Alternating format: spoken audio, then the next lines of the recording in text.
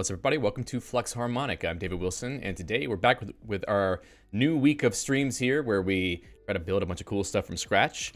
We've made a lot of great progress lately. I think we, started off trying to hook up a Guile scheme interpreter into a C program, and then we eventually went on to, writing our own scripting language instead. But this week we're going to take a little bit of a detour and focus on the graphics layer of everything we're doing, so that we have a little bit of a refresh on sort of what we're doing, and make things a little bit more interesting. It also gives me a chance to play around with Opengl a little bit, which I haven't done in a little while, so that'll be fun. So I want to say hello to the people who are here so far. Bill and Mr. Bill, Ayatkul and Daigo. Thanks so much for being here, folks. I really appreciate it. So today's goal is that I've been mentioning this for a little while. I'll talk a little bit more about my motivations. Hey, Felipe. Motivations behind doing this, but my goal is to switch from SDL2 to GLFW and then try to get things rendering on the screen again. Not exactly the same stuff that we've been rendering before already, but something at least to validate that what we're doing is working. And I'm hoping this will be a good basis for moving forward for the rest of the things I want to do on the project. Hello also to John. So first of all, I want to say special thanks to Felipe, who's here in the chat right now, for spending a lot of time over the weekend, the last few days, improving the quality of the code and the build on flux-compose.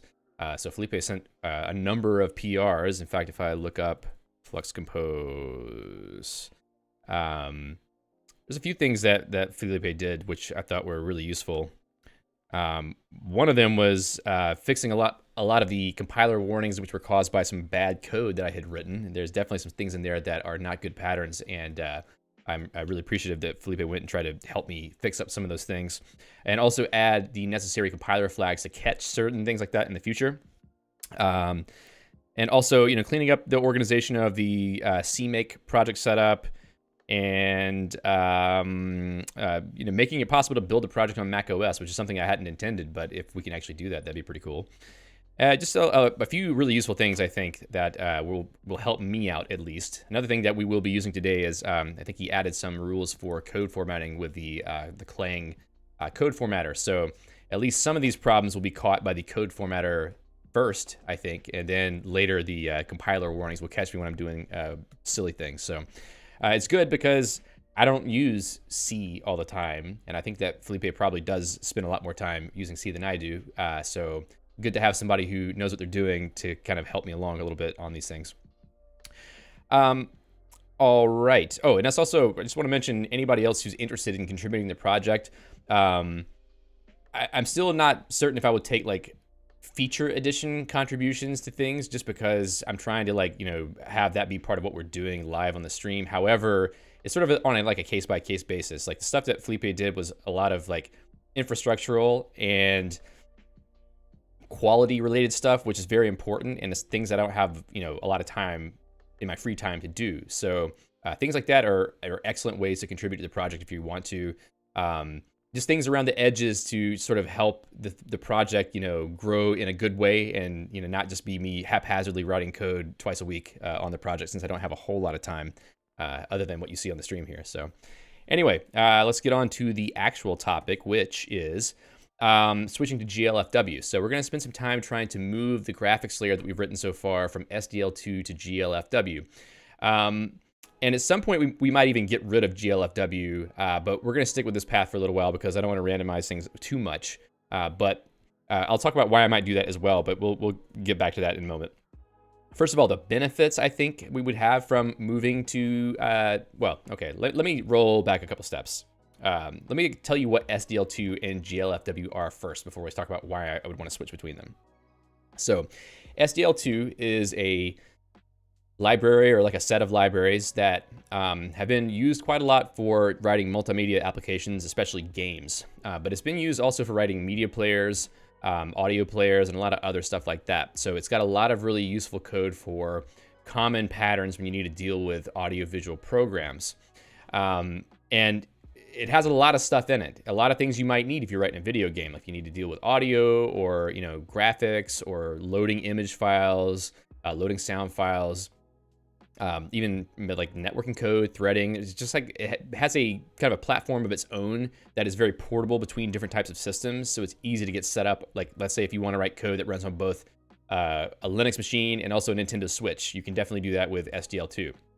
Now, Glfw is a library that does a lot less than SDL2. It only focuses on getting a rendering context for OpenGL set up, and also helping you to handle user input. So like basically having an event loop where you can deal with keyboard, mouse, game controllers, etc.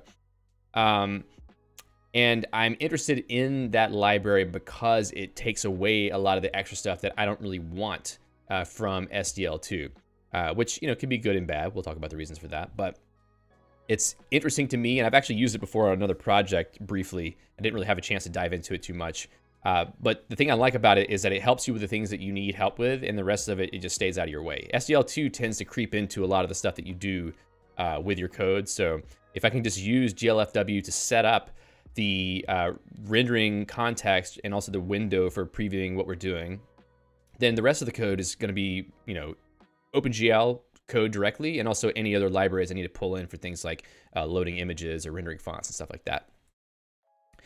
So benefits: direct access to OpenGL rendering APIs without bringing in everything else that SDL2 offers. So you can actually call into OpenGL just fine with SDL2, but you have not only the OpenGL APIs, you have all the other stuff with SDL2 being pulled in at the same time.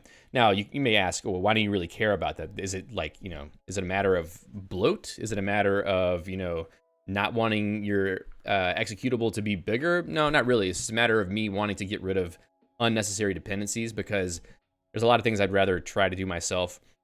One, because I want to try to do it because I haven't done it before, or the other reason being, two, I guess I could say, is it's more fun for me to try to learn how to do this stuff than it is to just pick up some library. Because a lot of my past experience doing this kind of coding has been writing game engines. So back whenever I was learning programming in the 90s, when I got into game development, one of the things I enjoyed most was actually working on game engines and not actually the games themselves. I would work on a game just sort of as a reason to work on a game engine. So this is sort of me going back to that old stomping ground of mine, which is sort of building up my own full engine or environment from scratch, just using whatever the platform gives me. So back then it was DirectX, and then eventually it was OpenGL, and now we'll be doing all that again effectively. Okay, another thing, no unnecessary code for playing sounds and other game-specific functionality. So I don't really need an audio engine because I'm intending to write my own, which is something we'll probably get to, I don't know, maybe a couple months from now. I think the way we're going to approach all this is I'm going to interleave different areas, working on different areas of the project so that things stay interesting. Because if I stay on one area for too long, then it just feels like the whole channel is about that specific area, and I don't want it to feel like that. So that's part of the reason why we're switching to graphics right now. We're just going to skip the whole scripting layer at the moment. We're going to go right into the C code and focus only on what we can do to do interesting stuff with OpenGL. And then later we'll go and write audio engine code as another sort of palette cleanser, I guess you could say, because I haven't done that ever before. I haven't written directly to the audio system of the OS before and tried to actually generate audio or play back samples from an audio file. So that's going to be a lot of fun for me because I've never done it before. So back to the original point. We don't need all the extra code that SDL provides for that. So GLFW doesn't do anything for audio, and we're just going to try to do it all ourselves to have fun. Also, we can write our own APIs that wrap what GLFW and OpenGL provide. So SDL2 has a lot of APIs, a lot of API documentation to follow. They have their own patterns for a lot of things, and there's a lot of that we're going to be replicating here. because there are things that you need commonly for a lot of different types of applications that are like this. You need the ability to render graphics primitives like circles, squares, stuff like that. You need to be able to load images, load fonts, draw things to the screen in certain ways. So we're going to do a lot of the same stuff, but you're going to see it go from 0 to having that instead of us just using something that exists already. Okay, so drawbacks. Basically, there's a lot of things we have to write ourselves, which is, image loading code, font handling code, and also optimize rendering routines. Now, we're not going to go to the extent of like writing image decoders from scratch or font loaders from scratch. We're going to use existing libraries for this. So, like FreeType is a library for loading fonts. We're definitely going to use that. And then for image loading, there's a variety of different image encoder decoder libraries, codec libraries, I guess. Let's see. Hey, Edis, yeah, I'm looking at your comment. I guess in general, this would theoretically make the system more responsive depending on what you're doing, but it might not either. I don't think this is going to be necessarily like a huge benefit for performance. It's just sort of like a personal preference thing. For image loading, there's a variety of different libraries for the different types of images you might want to load. Like, for instance, PNGs. There's a number of PNG loading libraries, and they all have their benefits and drawbacks. So as we go, we're going to pick certain libraries to use for the types of media that we want to load in. Like, let's say maybe PNG, JPEG, maybe GIF, and maybe SVG at some point.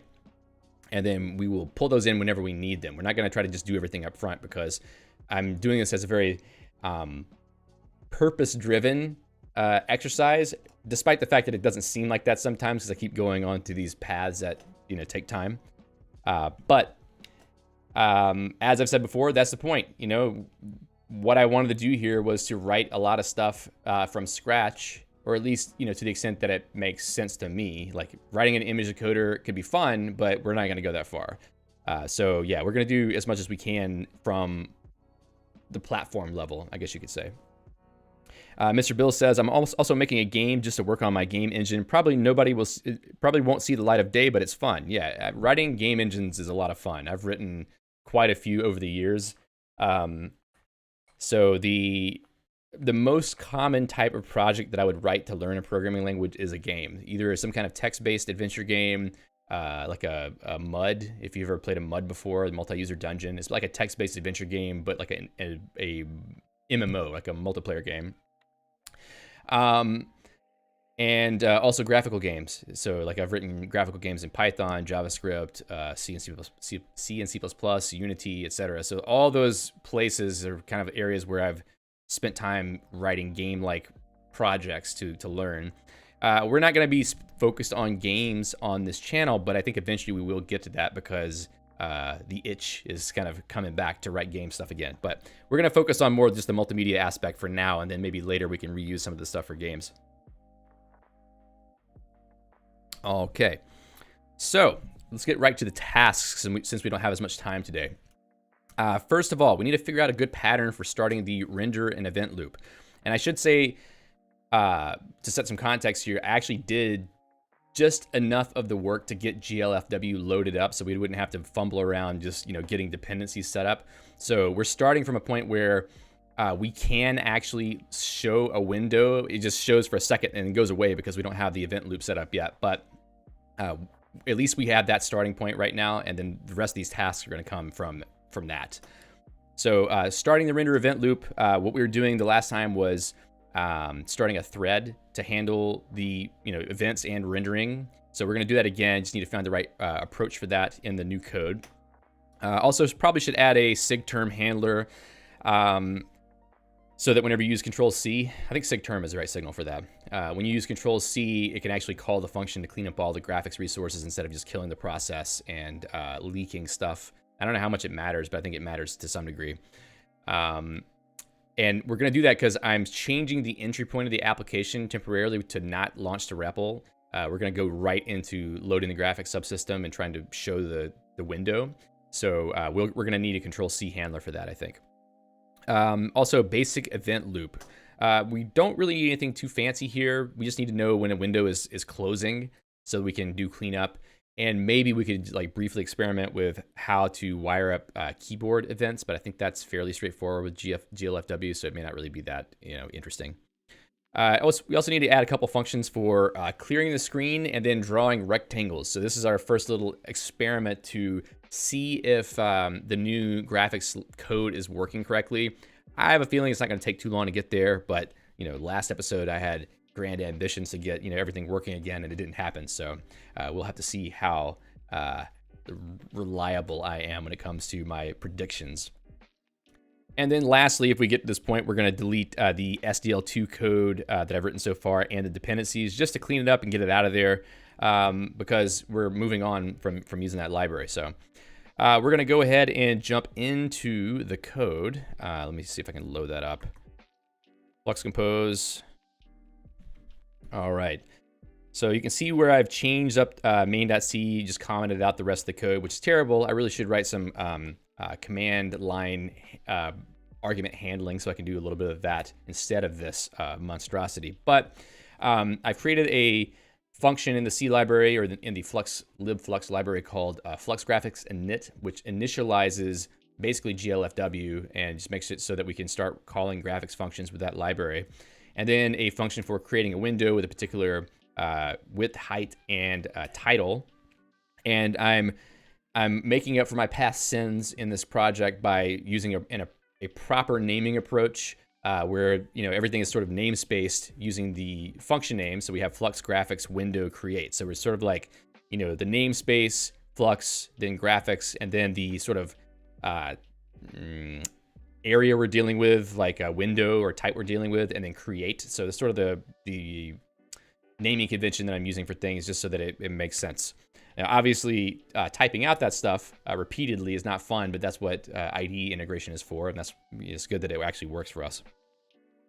And then if we go into the graphics.c file, which is new, you can see that I just have a few things set up for that. If you look at the flux-graphics init function, is sort of adapted from what I had written before to set up SDL2. We just check a flag to see whether we were already initialized, and if not, then we set an error callback for GLFW so we can get error messages whenever they have some problem, and then we call this GLFW init function. Hey, gun. And then once that's done, we basically just, well, I should probably change that message. Graphics subsystem. All right. So that just initializes everything. And then we have the flux graphics window create function, which calls GLFW create window with the width and the height and the title. Checks to make sure that it actually can create it. And then it will create an instance of this flux window struct to obscure the fact that I'm using GLFW. So part of what I want to do is hide the implementation details of what's going on in the graphics layer from the code that consumes it. I mean, it's not really necessary to do this because I'm not really making this library for use by other people in other programs, but it's just for my own sense of correctness, I guess you could say, that I want to do proper abstraction. So I'm not going to hand back a GLFW window to the person who called this function. I'm going to wrap it in my own struct so that then my own functions are looking for the flux window type, and then I can just unwrap that to get the GLFW window out. There's other ways to do this that don't really require a malloc. So right here, I'm actually allocating memory for just this little struct. You could alias the GLFW window type to flux window using a type def, or you could use a void pointer as a handle to the object. But I don't know, either of those feel like a little bit not the best way to do it. But if other people have thoughts on a good way to hand back handles to other types without having to incur a malloc, I would certainly be interested to hear it. But this seems like it'd be a decent way to proceed for now, so we're going to go with that. And that's pretty much it at the moment. The old code in lib.c that calls into SDL is still there. So we have like the init graphics function and the function that uses pthread to set up a thread.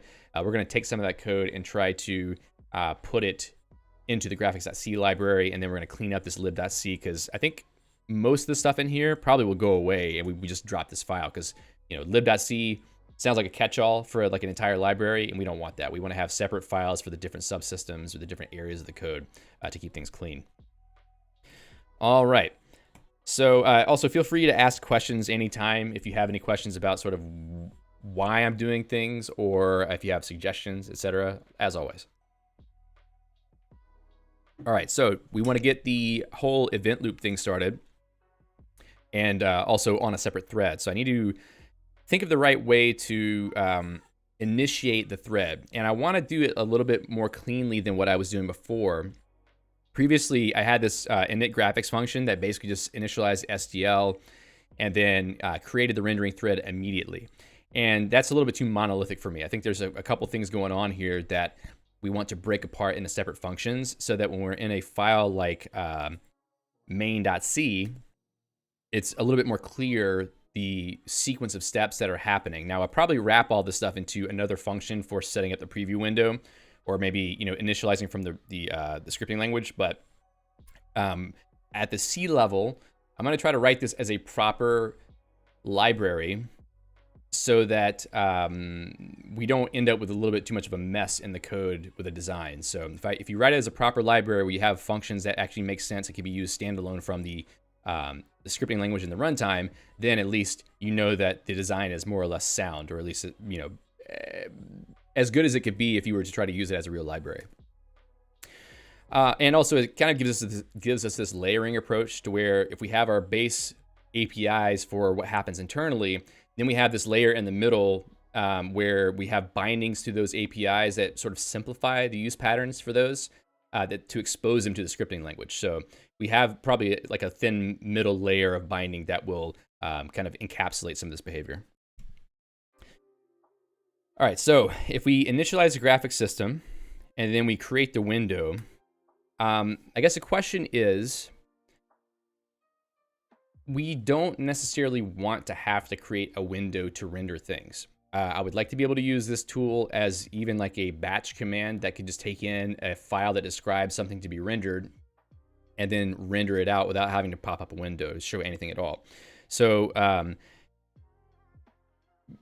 creating a window should not be necessary to get the event loop going. So it's almost like we need to have another approach for starting up the event loop, or at least specifying what the event loop function should be. Now, we could say, okay, maybe this flux-graphics init function is the one that should be the place where we pass that information in, but I think that's still too early in the game.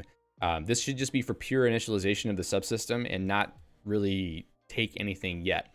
Flux-graphics window create, you know, this could happen first, and then maybe there's another function like flux-graphics, let's see, loop start. I think loop start doesn't sound like the right way to do that, but we can stick with that for now. Now, the question also is, do we want to pass some kind of handler to that to allow you to customize the behavior, or maybe not for now? I think probably maybe not for now. I mean, ultimately, if you want to use this as a library and not have too much behavior baked in, you would want to do that. But let's just start with a simpler approach, and we can expand on it. I'm trying to think if there's a better name I could use for this, because kind of what this would do is start not only the event loop, but also the render loop. And the render loop would be applied to whatever rendering context is created. So either from the window being created, or potentially a sort of background context that isn't displayed. I think that must be possible with GLFW, but I haven't really looked into it yet. I don't think it's necessary to have a window to render things with OpenGL. So let's just start with graphics loop start. I don't like it, but we're gonna go with it. So we're gonna pull up flux.h to go to the graphics section, and then this may be part of another file in the end, but for now we'll just start with this. Flux graphics loop start, and then we're gonna go to graphics.c, and then maybe drop down, not there, a little bit further, maybe right here. All right, and then this is gonna be a function. Oh, actually I need to put void in here. That's a new thing that I learned, is that technically speaking, you're supposed to put void inside of empty parentheses whenever your function does not take any parameters. So that's another thing that I read that somewhere, and then whenever I saw Felipe's changes that enforced that using compiler flags, then I was like, okay, yeah, I definitely need to be doing that. So also need a return type on that, which I did not specify. We're just gonna call it void for now. And what this should do is create the thread. So if I go back to lib.c, I can grab the pthread create. We're just gonna start by ripping some of this stuff out. And then what else do I need from here? So I can pull a log statement maybe. Graphics event, the loop started. So then we've created that. Felipe says C functions are variadic by default unless you add void to the list of parameters. Yeah, that was it. Exactly. Thank you, Felipe. All right, so pthread create, we need to have a function that we passed in here. There's a handle we need for the thread. Now, this could be another place where you could have multiple loops on different threads. Not really needed for the API right now, so I won't go that far, but it's something we could do eventually. So for the render loop, void flux graphics render loop. I might change my mind on this pretty fast, but this is what we will go with for right now. In the other file, let me just get rid of that. In the other file, we had render loop as a function. It had this particular signature. Let's just steal that really fast. Void star arg. Okay. And let's see, let me, excuse me, rename this a little bit. Flux graphics render loop. Let me make sure that I actually have IntelliSense or code completions working. GLF. Yeah, okay. LSP. I was having some issues. Ah, great, it's working. So on my other machine, for some reason, that was not working. I couldn't get GLFW code completions working. Okay, so I need a handle for the graphics thread handle. We're gonna steal that really quickly. I don't know why my focus seems wrong right now. Okay, so I'll drop this right here. I don't know if we really need like the flux prefix on everything, but we'll put it there. Flux graphics thread handle. Okay. And we're keeping that outside of the function so we have access to stop the thread when we want to. And let's see, what else do we need? I think what we need to do, that's good enough for now. What we'll do next, I'm trying to figure out where I want to place these things. It's probably not the best place here. Let me just drag these up to the top of the file, because it's probably better to have all declarations toward the top instead of just hanging around. And why is it not like uint8? I think that is something from SDL. We need to go with, whoops, uint8t, and then pull in, what was it, int types.h, or was it c types? Whoops. Is there a better header for pulling in these special types? All right, so what else? Why does it not like free here? What do we need? Standard lib.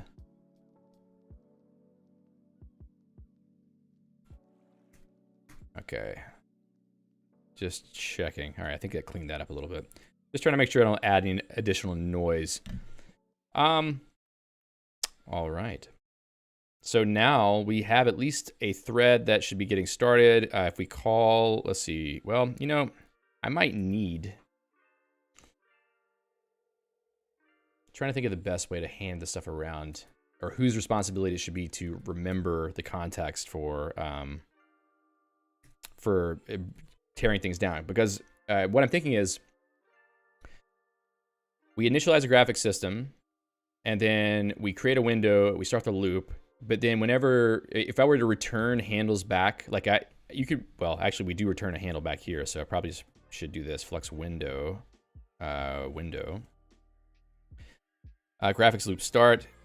When we need to tear everything down, we're going to have to do the reverse where we say flux, let's see, flux graphics, window. I need to get LSP mode hooked back up on all of this. Window destroy. Where is it? Window destroy. Destroy. And then we pass in the window there. So the loop is going to start. This will continue until the loop ends. Well, yeah, no, it won't. That's the thing. Is we need a way to block the main thread. And the way we were doing that before was with a REPL that basically had a loop. But if you don't have, yeah, maybe we could just do like a flux graphics loop wait. There's like, you know, join is the concept for that in threading, but let's see. Because start is kind of like asynchronous. You're not going to block here. So should I even call it start async? I don't know if that's kind of terminology that you would use in C. So flux graphics loop wait. We just call it that for now. And then we need to do the cleanup afterwards. So flux graphics. Ugh, can't type graphics. The keyboard on this thing, on this X1 Extreme, is so different than what I'm using day to day that it really messes me up. I'm looking forward to having a consistent keyboard setup with my real desk. And then I don't know what we would call like the shutdown function of all this, but it would be something like flux graphics. It's like the opposite of init, which is not like de-init or exit. You could call it destroy, but it sounds a little bit too aggressive. So, yeah, done. Nah, I don't like that either. Let's just not do that right now.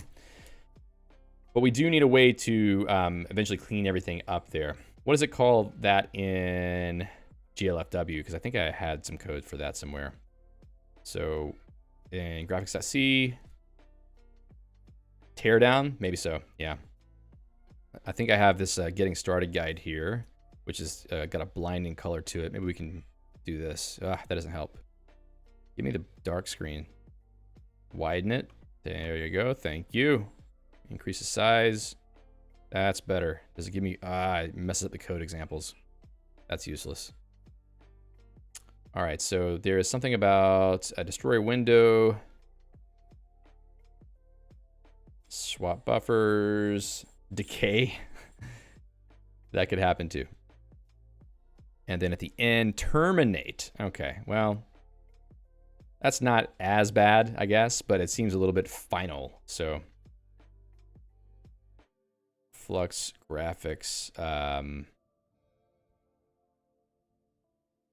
Let's see, thesaurus, terminate. End. Close. Finish. Cease. Yeah, that's a little bit too flowery. Oh boy, my kid's screaming in the background. I think I can hear it too. It's that time of day where my daughter just, you know, does not want to comply with any directives.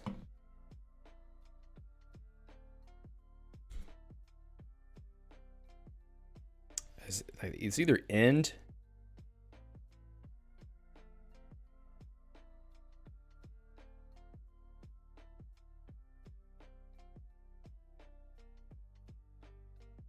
Yeah, this pass away. Axe. That would look cool, but also you wouldn't really know what it means. All right, let's go end. I don't know.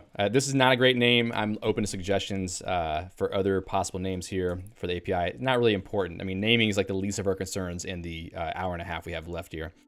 So this, we would definitely need to call glfw terminate. So we can just call that here. I don't think we need to check the return on that. Mark says, my nephew also won't comply with anything. Yeah, I don't know. You know, 3-year-old kids, they go back and forth between being angels and devils, I think. They're trying to figure out the world. I mean, what can I say? All right, so let's see. So I'm looking at, there's like a quick start guide for GLFW, which is pretty helpful because it has a lot of stuff all in one place that you might want to have. So that's going to be a good starting point for us to do some of this today. Go back to main.c. We're going to call flux graphics end. Also need to go into flux.h, drop this down here, externate void. Also add void in the parameter list. Let me go clean the declaration up as well.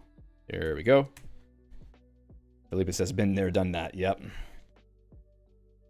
That's how it goes. Okay, so we've got that set up now in main. Window destroy, flux graphics end. I don't know why it's not happy. It thinks it's not declared, but it is declared. Oh yeah, always the case. You have to edit the line before it wakes up and realizes that you fixed it. So flux graphics loop wait. We kind of need a function for that.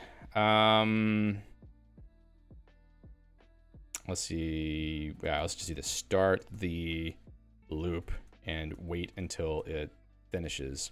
Now, I guess, yeah, that seems good. So if the loop finishes due to, well, I guess here's a problem. If we have to bail out of the process at any point due to some kind of error, I like using the panic function to bail out quickly. Oh, come on. Got some spam in here. Panic is nice to bail out quickly with an error message, but then you're sort of dropping resources and not really cleaning them up appropriately, which may not matter for like just allocated memory, but I think it does matter when you're dealing with a GPU, because if you have the GPU in a weird state, it might bleed out into the rest of the programs in the system. I think I kind of got that impression today. Let me get rid of redshift before it starts, making the screen different colors. So it would be nice to clean things up effectively before exiting. Maybe that's why there's a terminate function. What do they have? They had some kind of thing in here. Terminate. But I don't want like my panic function to have to know to do that. So we may have to think about that at some point in the future. Maybe it's not really an important thing to worry about right now. All right, so let's make this flux graphics loop wait function.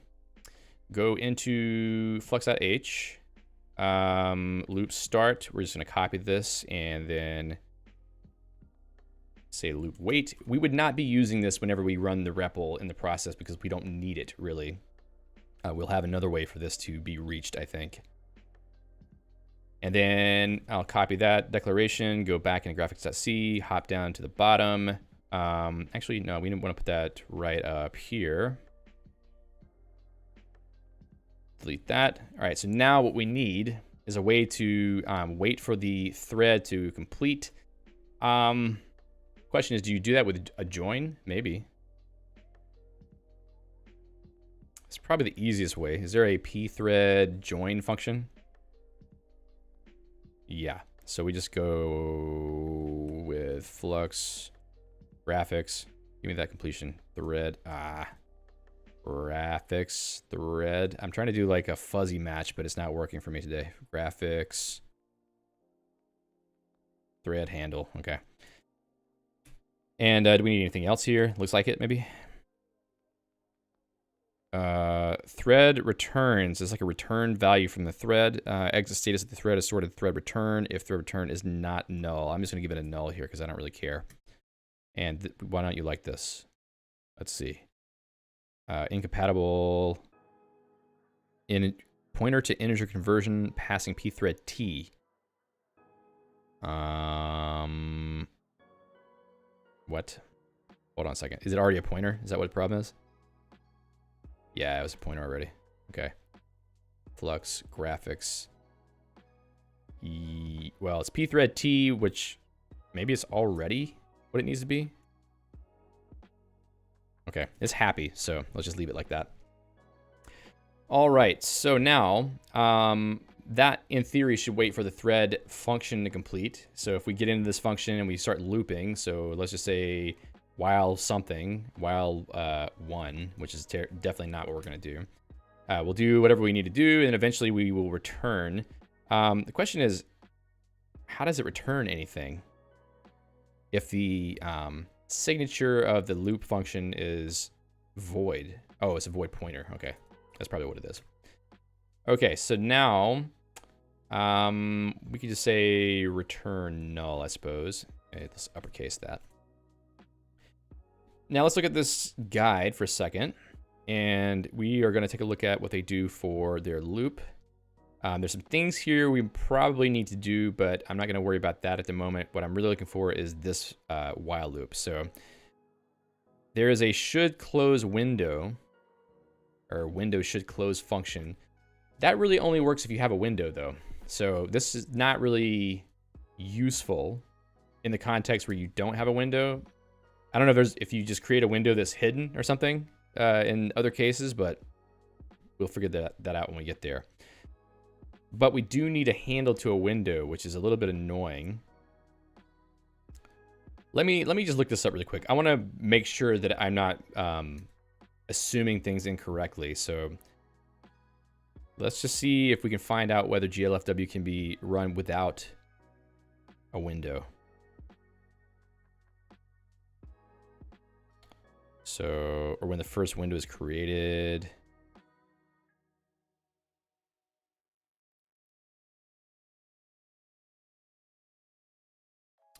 Let's see, window content area, 2 primary coordinate systems, virtual screen, and window content. Well, that's good to know.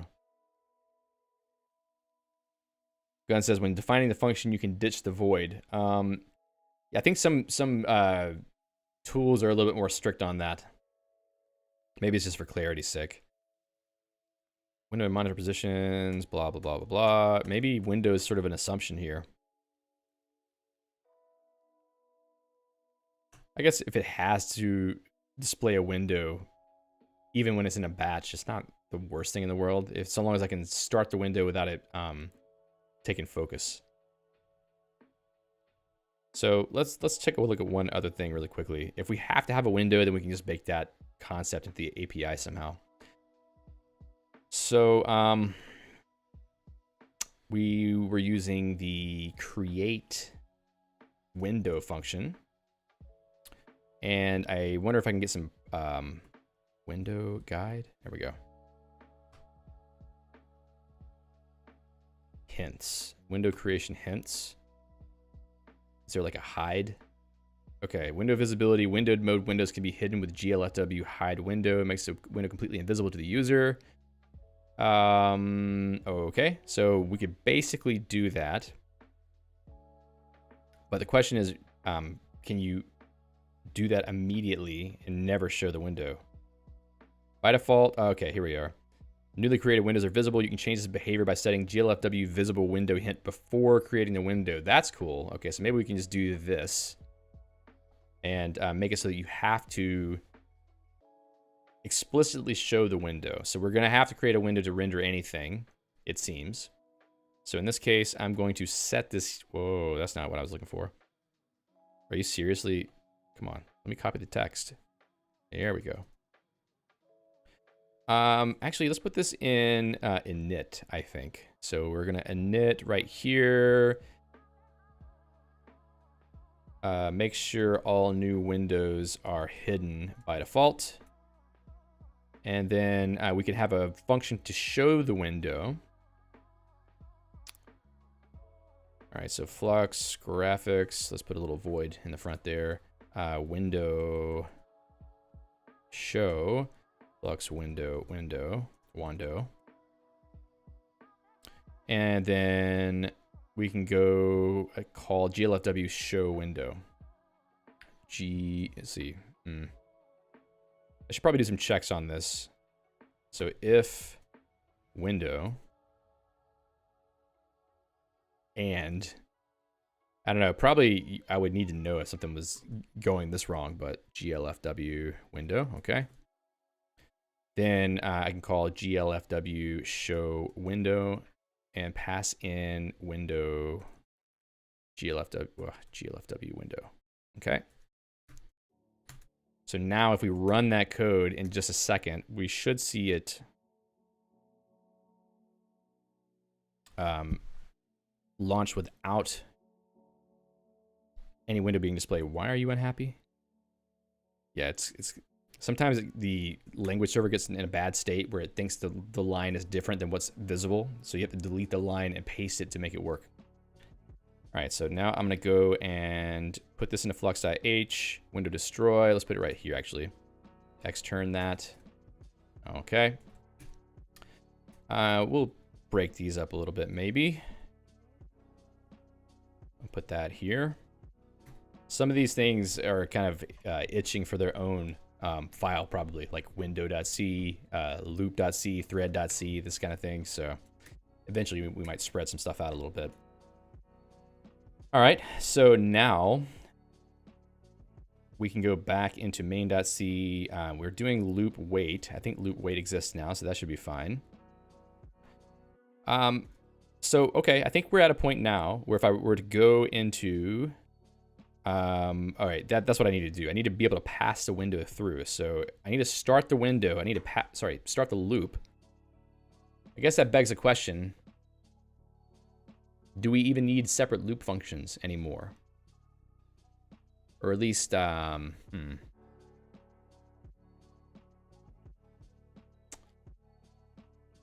If a loop in a window, like if you need a window, if you can't get away from using a window, then makes me wonder whether these two things should be separate. Let's just go with it for now. Let's do this. Flux, window, window. pthread create, I think you can pass along a pointer to something to be passed in as the argument, if I'm not mistaken. So I could probably pass in window here, but it may need to be a pointer. I guess technically speaking, it is a pointer. Let me see. Pthread create.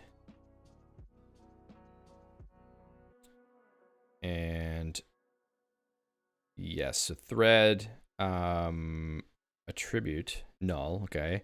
Start routine and argument. So then in my function, this render loop function here, we can say flux window, window equals arg. Now, apparently I don't have to cast that because it's a void pointer, but you know, it'd be nice if we could verify that we actually received one, but for now, maybe it doesn't matter. So this needs to be glfw window, okay? And render some stuff. So I think that should be enough. We call pthread create, we create the thread using Flux Graphics render loop. We start looping there. And then this wait function is going to call pthread join to wait for that thread to finish executing. So whenever this while loop exits, the function will exit, which causes the thread to be finished. In theory, I don't know. I haven't used pthread before, so this sort of, I'm assuming this is going to be the case. So now in main.c, these two functions just start the loop and then wait for the loop to complete. And then we clean up resources after that. Let's give it a shot. Let's see what happens. So compile. I want to say and build / flux-compose. I think that should be enough. And I think it's going to fail because I'm not in the right folder. So let me jump back to this level, run compile again with the same parameters. Okay, didn't compile, which is fine because that was a lot of code for the first compile.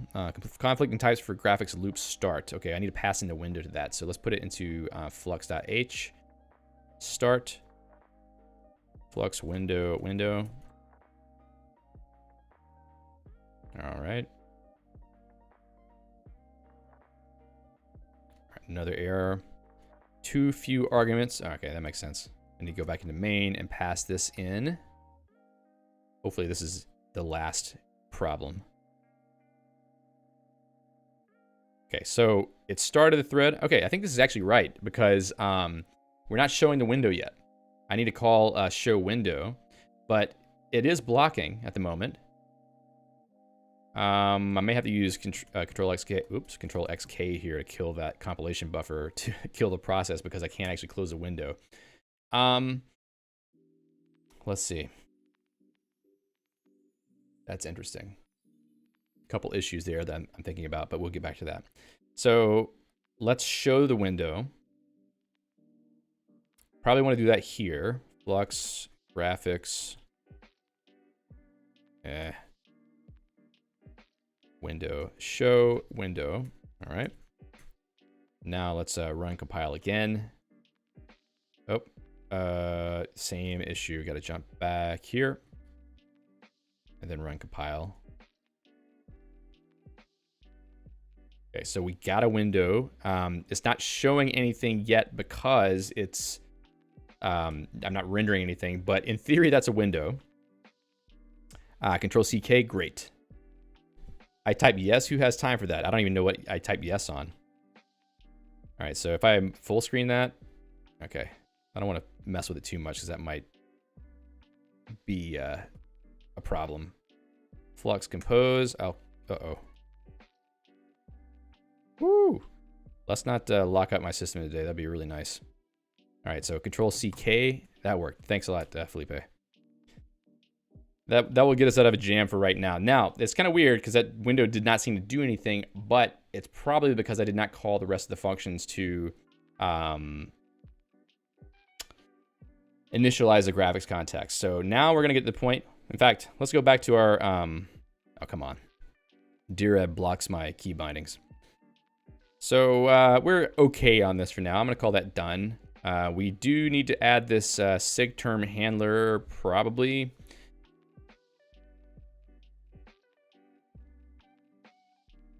But if you do that, that wait function that we wrote probably is not the right thing to do. So we may have to do like a sleep or something instead. But that's okay. We'll figure that out in a moment. Basic event loop. So let's move this down and we're going to do these other things first just to verify what we're going to do. So the basic event loop, we don't need much. We know now when the window it needs to be closed. It basically, when the user closes the window, it will return false we'll return true from this window should close. I'm pretty sure that's what happens if the user invokes the close button. So now we can just render some things, but first we probably need to set the context up before we do that. So rendering with OpenGL, making the OpenGL context current. I think there was something else before that too. Create a window and context. So it creates windowed mode with an OpenGL context. One other thing I noticed there is that the window it creates is not a floating window, which is kind of interesting. But take a look at that in a moment. All right, so window hint. That's all good. Make context current. Before you can use the OpenGL API, you must have a current OpenGL context. We're going to need to do this. So maybe we will run that first. This may not be the best place to do this. To do this may need to go somewhere else. So I'll do this also, glfw window. Make the Windows OpenGL context current. This would also need to change if we ever had multiple windows, but I don't really intend to have that for now. We're not using an extension loader library yet. It may be possible that I would pick using GLAD in the future, because if I ever want to cross-compile this to, let's say, the browser, I think that I'll need an extension loader to pick up things correctly. Checking the window close flag. We've done that already. You can also be notified when the user is attempting to close a window by setting a close callback. So that's cool. You can have that. And we can also do it ourselves by calling that too. So that's good to know as well. Key input. Don't care about that right at the moment. All right, so once you have a current OpenGL context, you can use OpenGL normally. So this is the point where we can just call directly into OpenGL. So we're going to set the frame buffer size and set up the viewport. So let me go ahead and grab this little snippet here. I feel like this should be somewhere else, but we're just going to start with this for now. So initialize the frame buffer and viewport. And for width and height. Okay, so I think now it dawns on me. See ya, Bill. Thanks for coming.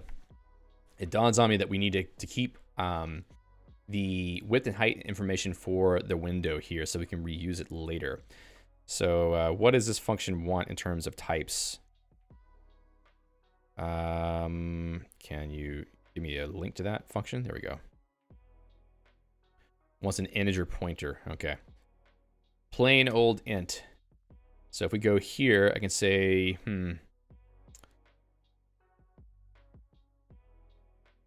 let's go with the ints first. I'm trying to think of the right organization of things in memory, because it does matter whenever you have structs. Memory alignment stuff does matter based on what order you put things in. Okay, so now that we have width and height, and inside of the create window function, I'm just going to hold on to that. I wonder if the window itself, does the window object have that information? That'd be kind of silly if they ask you for it. Let's see. How about this? Window glfw window pointer. No. No. Okay. It's kind of opaque. It's fine if it is. Yeah, it doesn't let me go to it. glfw window. Let's see if I can get docs on this. Just curious about whether this information is already there. X position, Y position. Yeah, struct. Ah, opaque window object. Okay, that's fine. I mean, it makes sense. That's basically what I'm doing also. Cool, so I will pass my own information on that into this window width. And I think that needs, oh, I thought that needed to be a pointer. Maybe it's an automatic. Window height. Same thing here. Yeah, window width, window height. And it doesn't like it because incompatible integer pointer. Okay, so it does want that to be a reference. Okay. And those do not need to be references. So now in window create, we need to save that information. So after we do the malloc, we're going to set window width equals width and window height equals height. All right. See you, Felipe. So now, I think that's it to set everything up. Let me go back to the getting started guide and check a little bit of stuff here.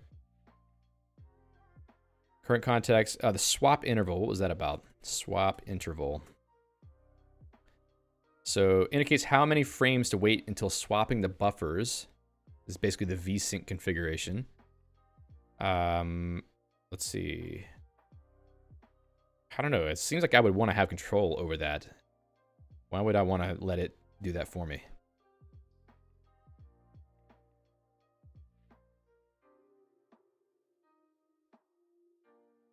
I think I would do that, right? Swaps the front and back buffers.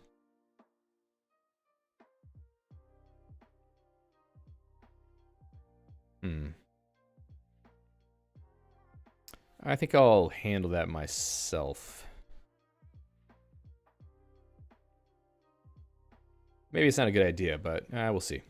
Okay, so I will at least go to the render loop.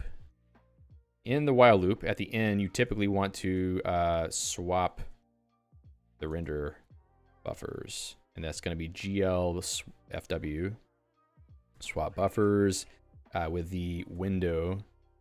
Now that I'm pulling this thing so many times, it almost feels like we need to have a local variable that can hold on to it. So let's just do that. glfw window pointer.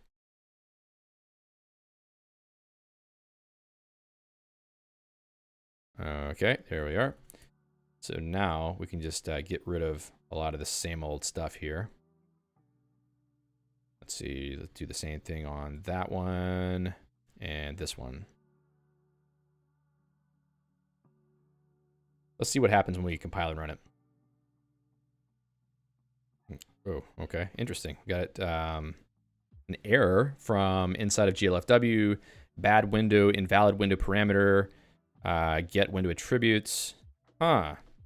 So I wonder if but the fact that it's being grabbed by the window manager immediately is part of the problem for some reason. I don't understand why it doesn't show as a pop-up let's see, tool, floating, window decoration hit and attribute floating. Float.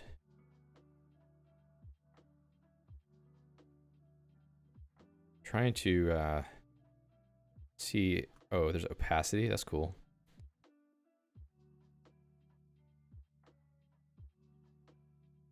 Set window icon, set position, show window, hide window, focus window. It's interesting that it's having a trouble with that.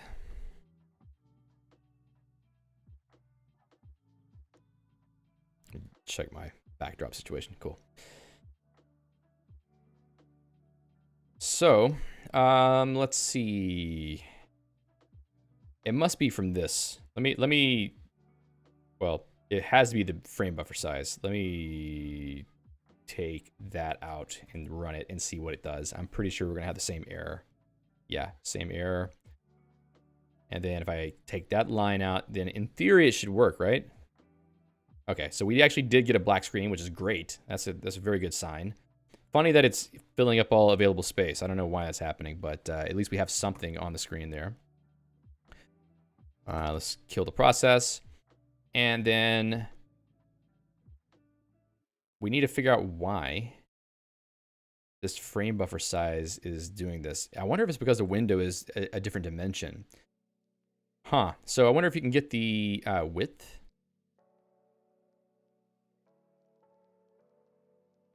Yeah, so there's window size callbacks. I'll bet you money that the window changed size.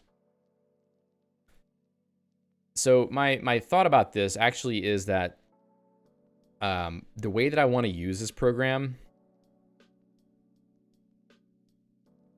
it may not matter because I kind of want the window to be another sort of frame in my desktop environment. Another window in my desktop environment and not a floating window because I don't want it to have to like drag it around and move it. I would actually like it to be, let's say if I split these two buffers, like having the render window on this side while editing code on this side, the left side, it would be kind of nice. So I don't really want it to be a floating window. And also if I happen to resize the window, the rendering of what's in there should just fill the available space. So maybe we should just be responsive to whatever the window size change is, period. And to do that, what I'll have to do is handle the resize event. So let's try to find out how to do that. So we have the window size fun. Okay, so glfw set window size callback. Let's just do that really quickly. Hopefully we'll be done with this in a minute and it won't be a problem anymore.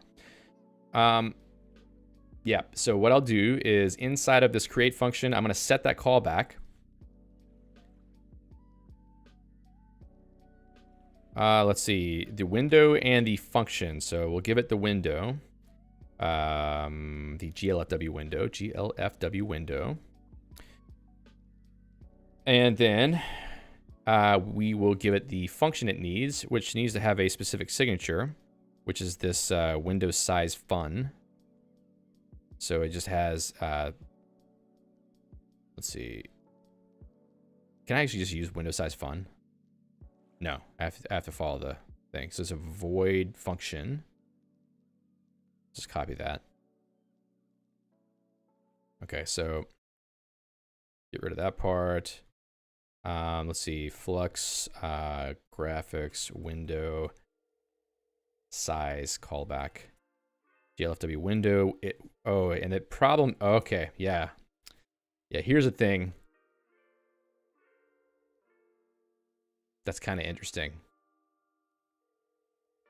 It was a pattern I was using in another project where whenever you get this object back, you need a way to get the object that wraps it because we need to store this information. And there was something I was using before in another project to do this.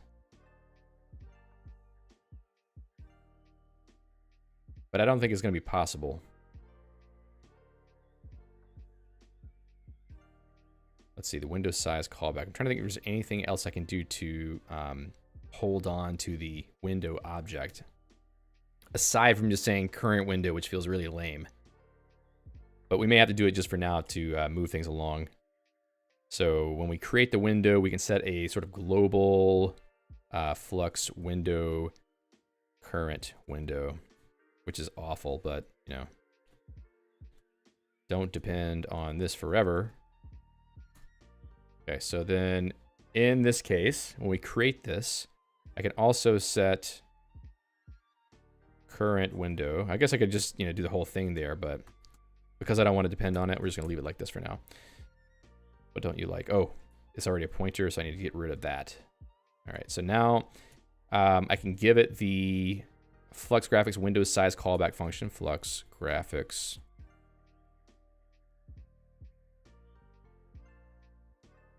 All right, and then that should be happy now, okay? So now that I've set the callback, respond to window size changes. And then here, if current window, which there should be one, then current window, this is terrible, I know. Width equals width.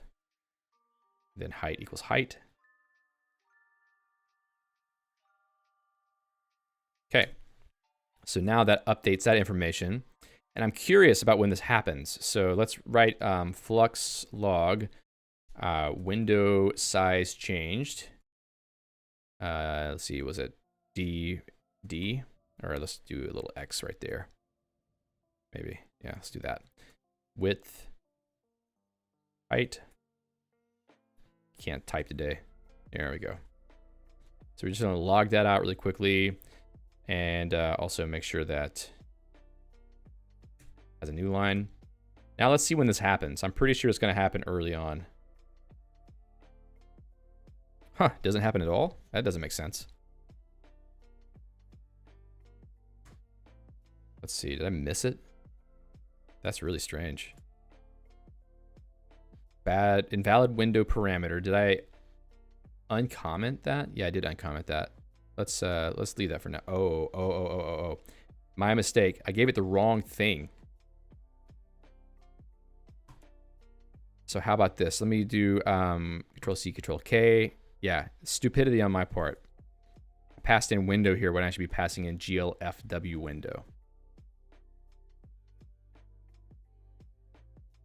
Okay.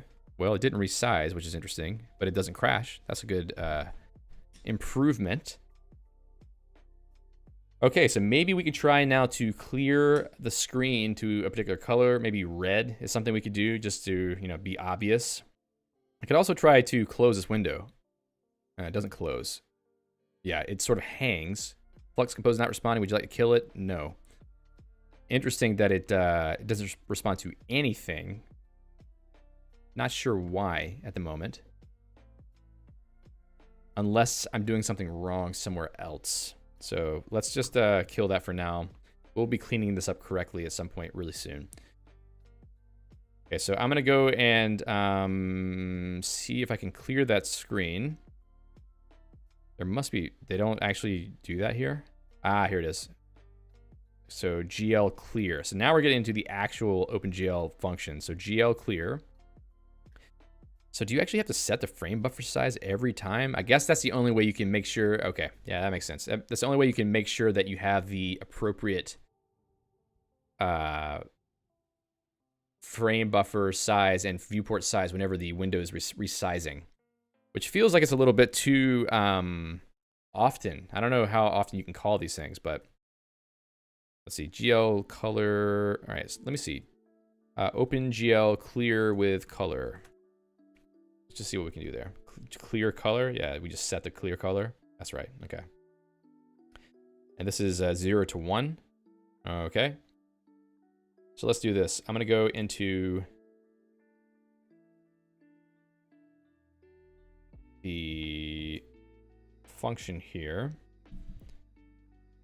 And I can set GL clear and also GL clear color. Okay, great. So let's just go 1.0, 0.0, 0.0, 0.0.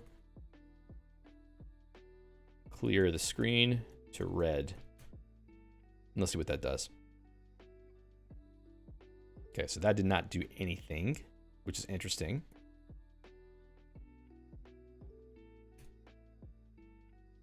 Specifies red, green, blue alpha values used by, that needs to be 1.0, right? Is that why? It must be.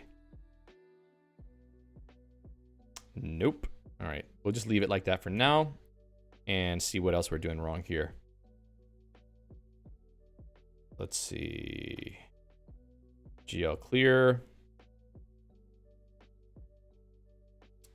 So order of masks that indicate the buffers to be cleared. The color buffer bit, depth buffer bit, stencil buffer bit. So we really only want color.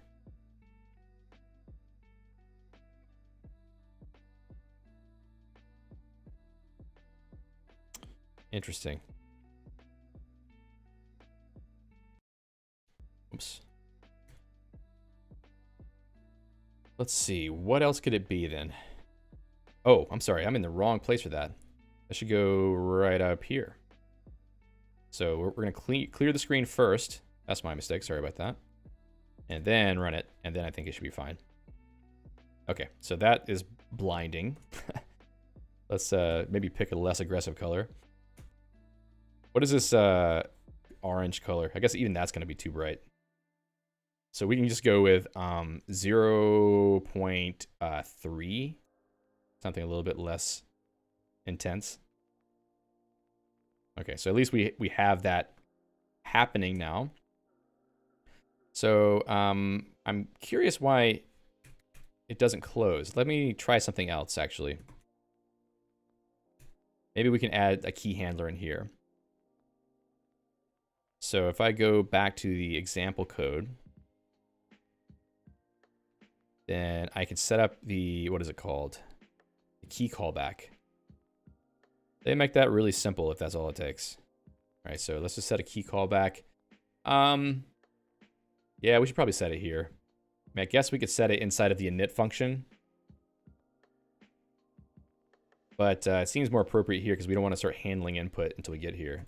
Is this the best place for this? Register a key callback for input handling.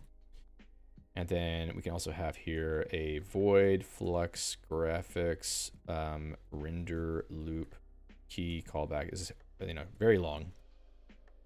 That's okay. Let's see what function or what parameters that needs. Key callback, key fun. Let me just drop that over to a new window. Window key scan code action mods. So let's just grab all of this stuff here. Drop it in. Will it break that line? Cool. Okay, so now if we get...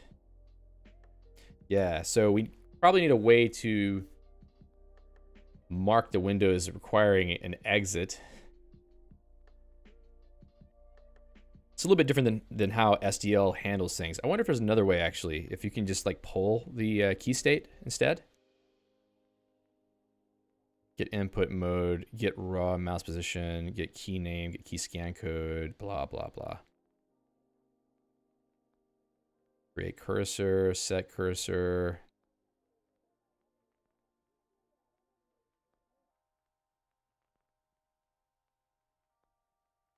Oh, you even get clipboard string. That's cool. Okay. Returns the last reported state of a keyboard key for the specified window. I don't know. I'd rather just find out why, like, we're not getting any indication of. Let's see. Let me just do this really quick. Flux log, and we will drop that for a moment. Flux log render loop is exiting. I just want to know what's happening at that moment.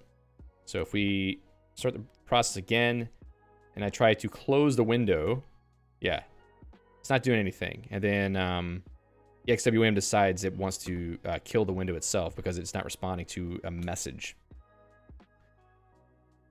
It's weird that it's doing that though, because I'm actually checking that function to see if the window wants to, oops, the window needs to be closed.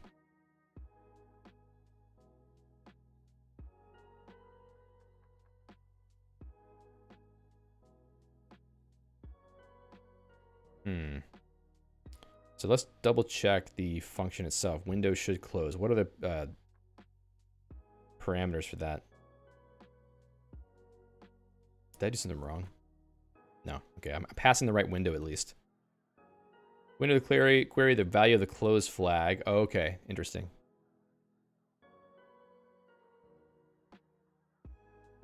Glfw not initialized. Okay, so when the user attempts to close the window, for example, by clicking the close widget or using a key core, close flag is set. Not destroyed yet unless you watch for the state change. Oh, you need to do, poll events. I think that's what's missing here. Okay. That is important. Let's see. That could just happen at the beginning of the frame, right? Let's see. Poll for events. This is why the event loop for Glfw is not receiving that quit message for the window, because I'm not polling for events. So I think now, once I do this, it should work.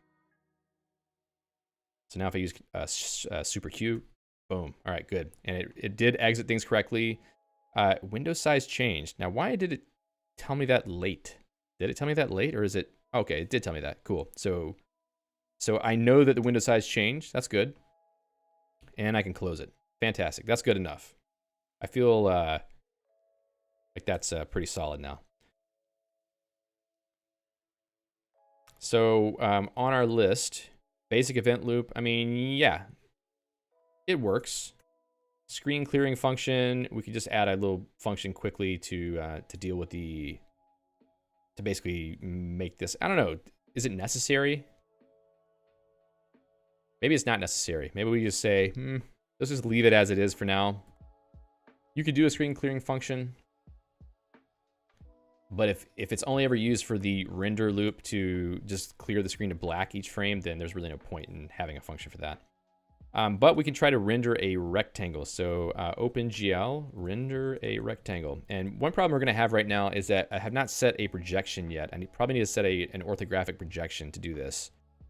Opengl, configure orthographic projection. If you don't know what an orthographic projection is, sorry,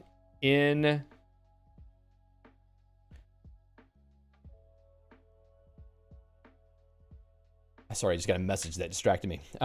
In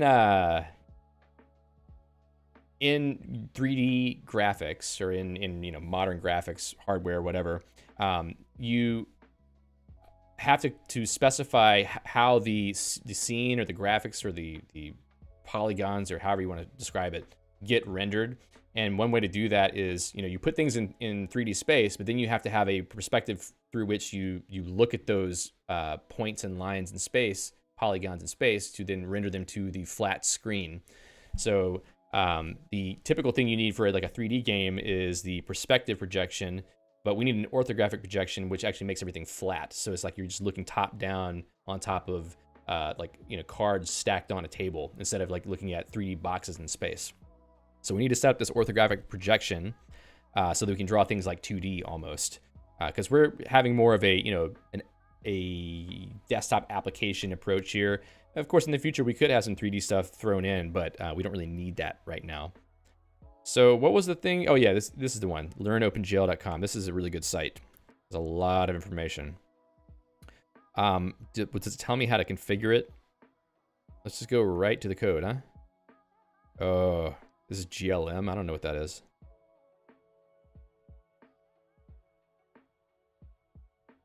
That's like a orthographic.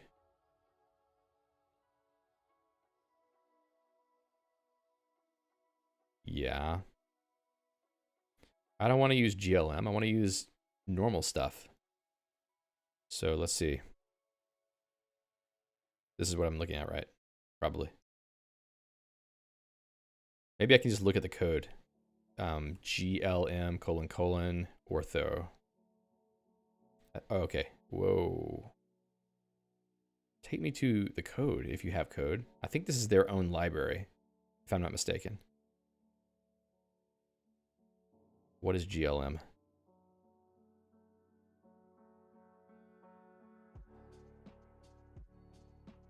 GLM. Yeah, okay. GLM, library. Let's see. OpenGL Mathematics is the one. Ortho. Where are you? Okay, I'm not gonna dig that far into it.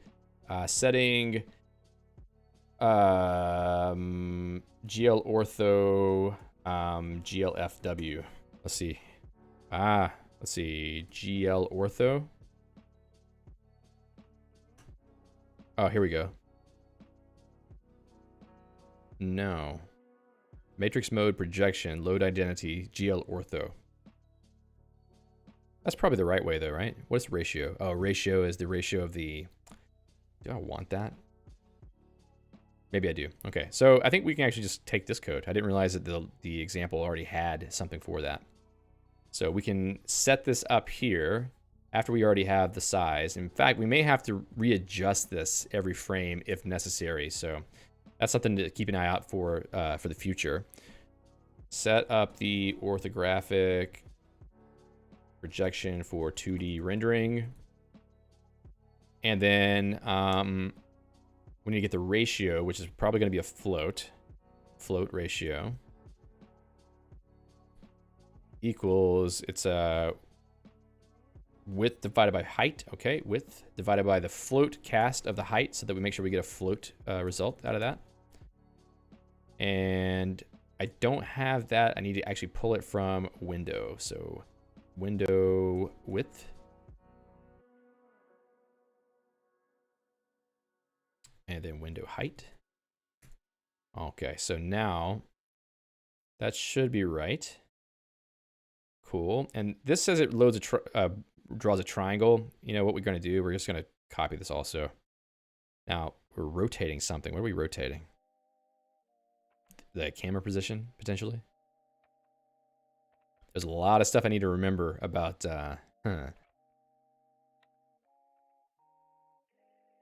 about OpenGL here.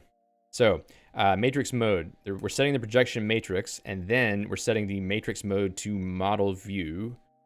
I guess that's probably fine. This is all done every frame of the while loop, though. That seems really intense. I guess it's necessary, though. Let's leave that the way it is. For the rendering, I'm just going to do this really quickly. So yeah, we can render a triangle. Why not? Let's just see what it does. We're going to render quads, though, in the end, because we want rectangles. So load identity, we probably do want to set that identity in the model view matrix. So let's just drop this here. Clear the model view matrix. All right, let's just render it, see what happens. Cool, there's a little triangle there. What if I maximize the window? Okay, so it does actually work. Does that show right on the screen whenever I maximize the window? I hope it does. I'm just waiting to see what happens on my little stream view. Okay, cool, great. That's awesome. So we have a nice little triangle rendering. That's good. We can see our screen size updating stuff. So, you know, we're getting some decent results out of GLFW already, which is what I like about it. You know, it sort of just lets you set things up, and then you can start, you know, partying on with OpenGL. So maybe if we want to draw a rectangle of a specific color now, we could have a rectangle drawing function. So void flux graphics render rect, or let's call it draw, maybe draw rect. We don't need to specify anything in particular yet, like any kind of context. However, it may be possible that we're going to need some kind of context struct that can handle render context, so that we kind of keep track of what state we're in.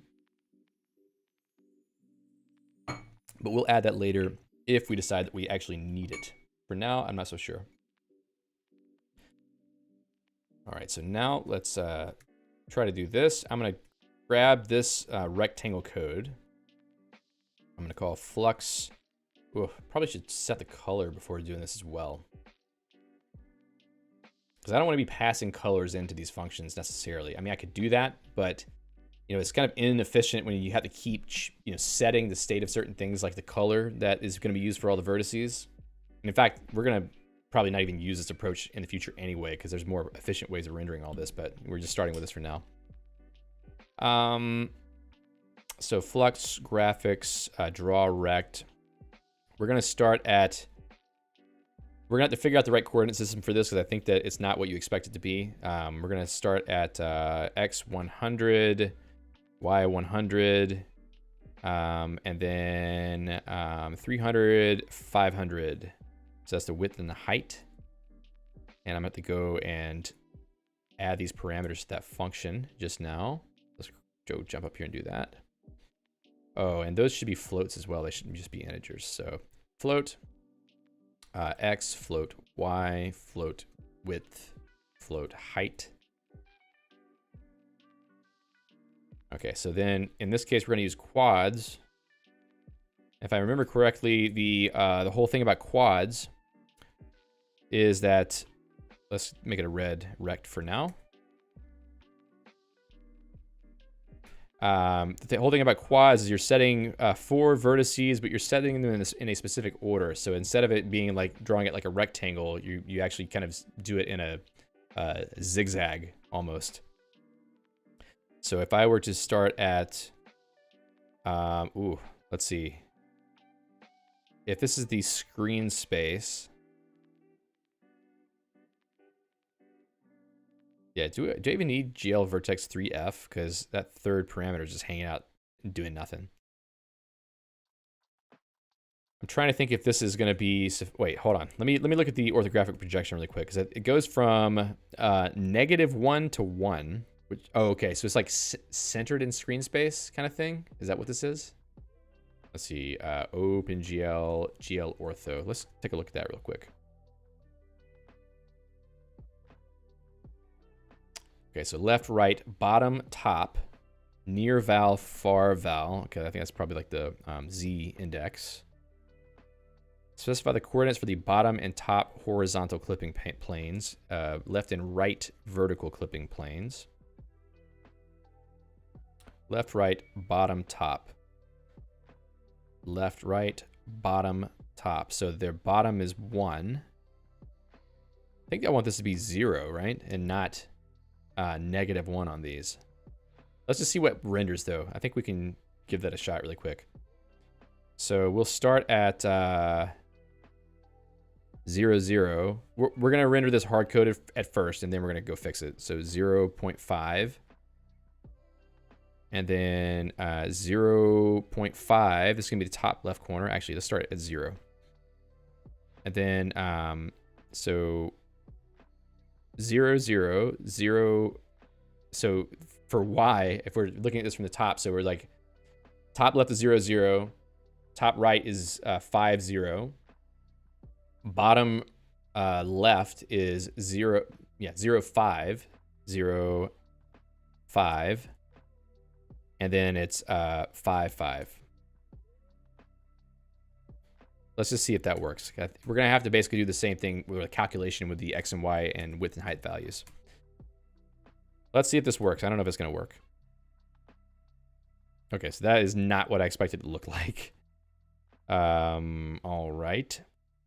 I think if I were to respond to the window size changes, then what we see getting rendered there would change when I full screen it. So let me try that also. I think there's some other calculations I might need to do as well for that. But if I were to copy this code, which is, you know, if I end up keeping it, I will factor it out into a function. But at least for now, I'm going to do this. We're just going to set all this stuff up right here to see what happens whenever I resize the window. Oh, okay, so that centered it. That's nice. Yeah, so that does actually seem like what I expected. 0, 0 seems to be, well, yeah, in the center. X and Y are both centered in, sorry, yeah, 0, 0 of X and Y are both in the center of the screen. All right, so let me double check this then. I need to go and figure out, let's see, draw a rectangle with Opengl. Obviously, I'm doing it wrong. Okay, so quads 1 0. No, sorry. -1 -1 1 -1. Come on now, just tell me what to do. Here we go. That's nice. Opengl programming basics. I like that.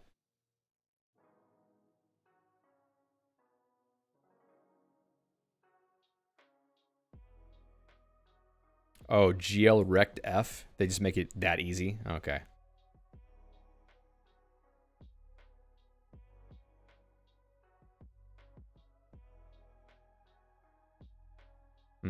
Okay. Well, I mean, I guess I could use that if that's efficient enough. For now, it's good. Let's just go with that. Also, for it to be filled versus not filled, I guess filled is probably the default. So we're going to just call in a GL Rect F instead here, it seems. I don't know what the parameters of this are. All right, so we need to have x, y, x2, y2. So we need to do a little bit of calculation here. So float sx, like screen x, equals x divided by float width. And the reason why is we need a value from 0 to 1. So we have to divide the position by the width of the screen. Oh, no, sorry, that's not right. No, that's wrong.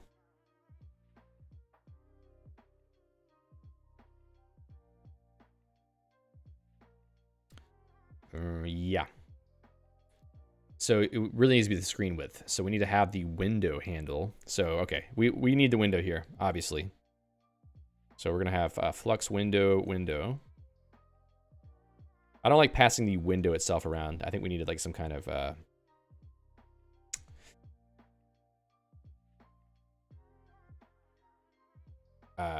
context of some sort to handle that better. Okay, so window width. Let's see. Yes, and then we can do width, which is width. Divide that by the width also. And then those two just can be added together. So SX here, and then SX plus SW. Same thing for the Y values. SY equals Y divided by float window height. Then, whoops, height divided by height. Then here we can say SY and then SY plus SH. Let's see what that does. Exited abnormally. I'm not calling it. So draw rect. Need to pass in the window first. Okay, that doesn't seem quite right.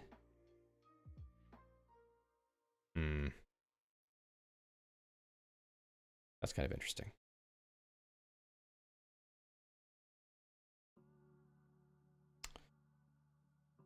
So I'm going from 100, 100, at position 100, 100 to a width of, well, that could be right. Let's, oh, wait, hold on. Did I actually pass that in correctly and calculate it correctly? SX, SX plus SW, SY plus SH. Okay. And then let's go back here and say 500 by 500 just to make sure. I also think that the aspect ratio is causing me problems here. Yeah, it's got to be the aspect ratio causing issues.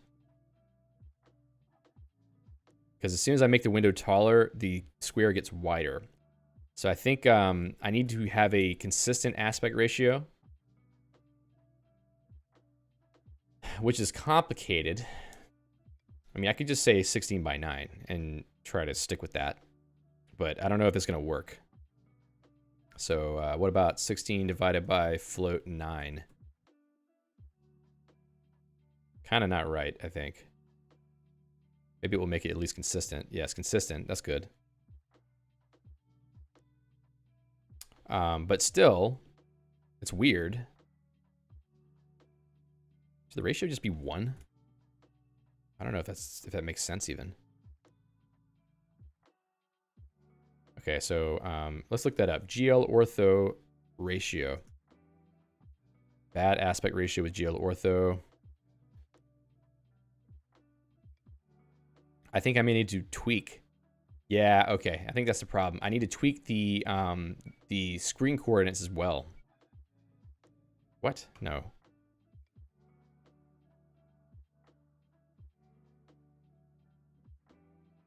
Yeah, okay. Yep. All right, so we need to change how we're calculating the orthographic projection based on the width and the height. So I think number 4x3, we want the origin to be in the middle of the screen.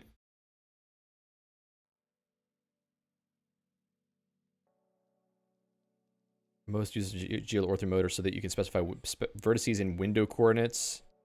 Ah. Yeah, I guess you could do that. Well, let's see what we do with that then. GL ortho, can you give me the signature? Left, right. Oh, wait, why is this using...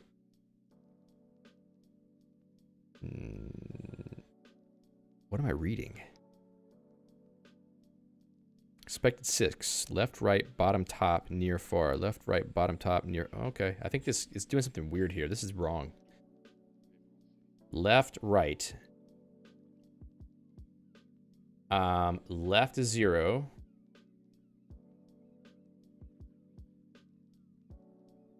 Well, let's see. Float. Window width. Is that what they're saying here? Top is 0. Let's make that F. And then also float window height. I don't know if this is the right way to do this though. I mean, we're sort of depending. Whoops, that's wrong somehow. Top, bottom, top. No, we want this backwards. I want a normal layout. -1 to +1. Okay. And then up here, I think I need to just GL Rect F. What if I just do X? Was it X, Y? X plus width? X plus height? Is that good enough?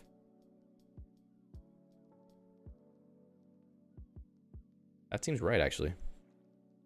So maybe that's all I need.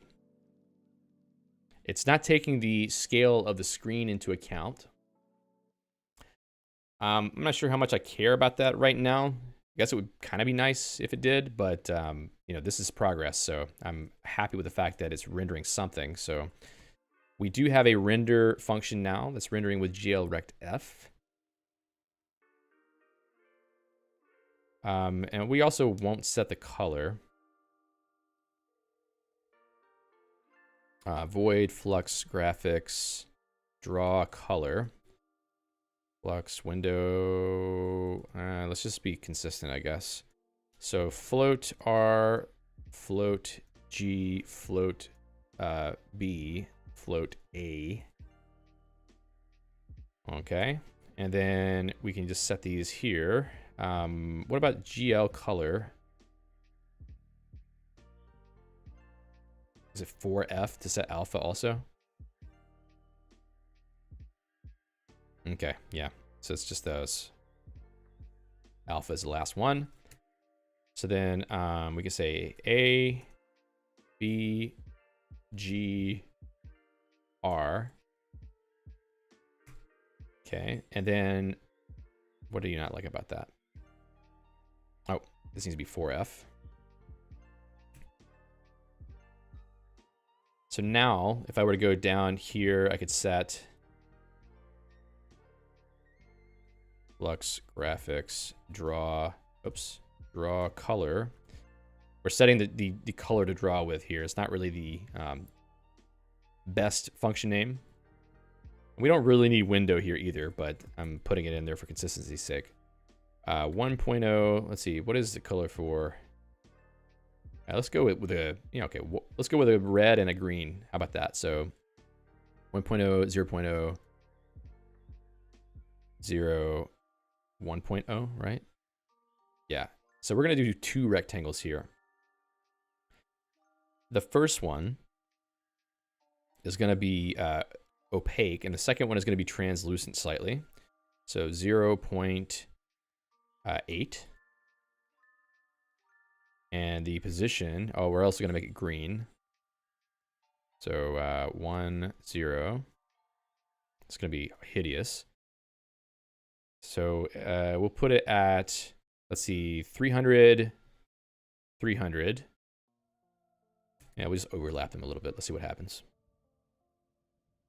Okay, so the alpha did not seem to work there, which is interesting. They're drawing, which is good. Let's make them a little bit less tall. Hello. Okay, there we go. All right, so we got these little rects there. That's nice.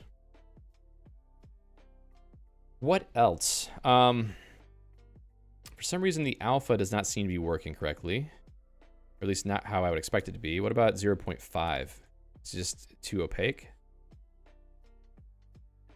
Okay, what about 0.1? All right, so that's interesting that it isn't actually rendering with alpha. So Opengl render rect alpha. We have to turn on GL blend.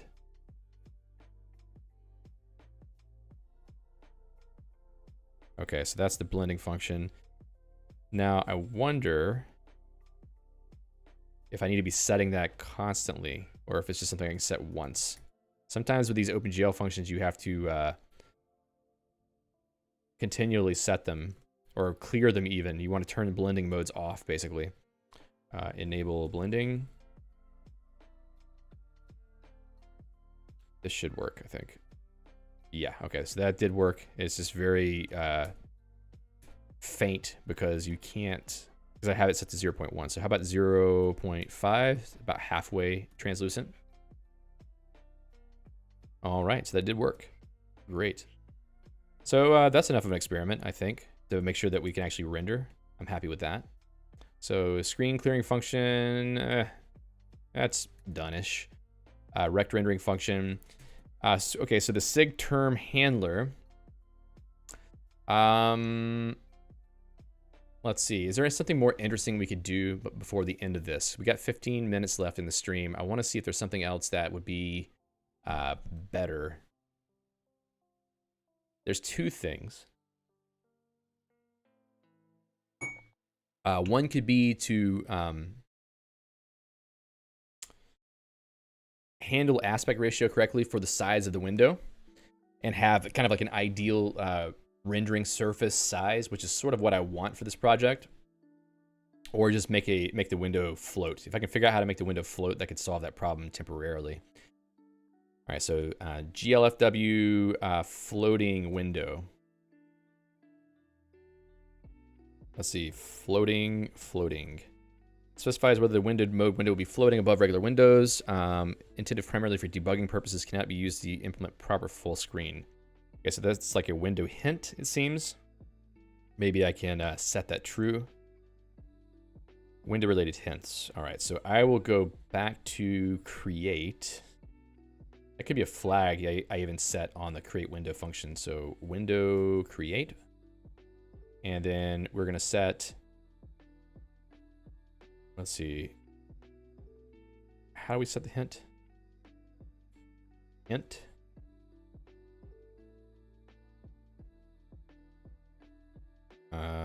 Window hints need to be set before the creation of the window and the context you wish to have the specified attributes. They function as additional arguments. Okay, cool.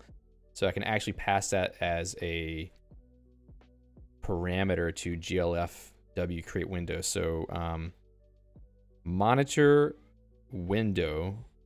I don't see any extra way to do that. glfw create window. How do you pass in the hints?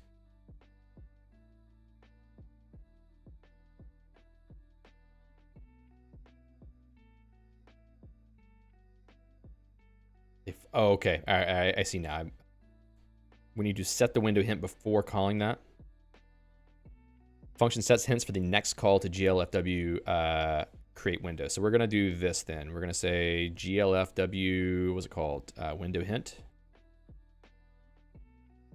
And then the hint is floating.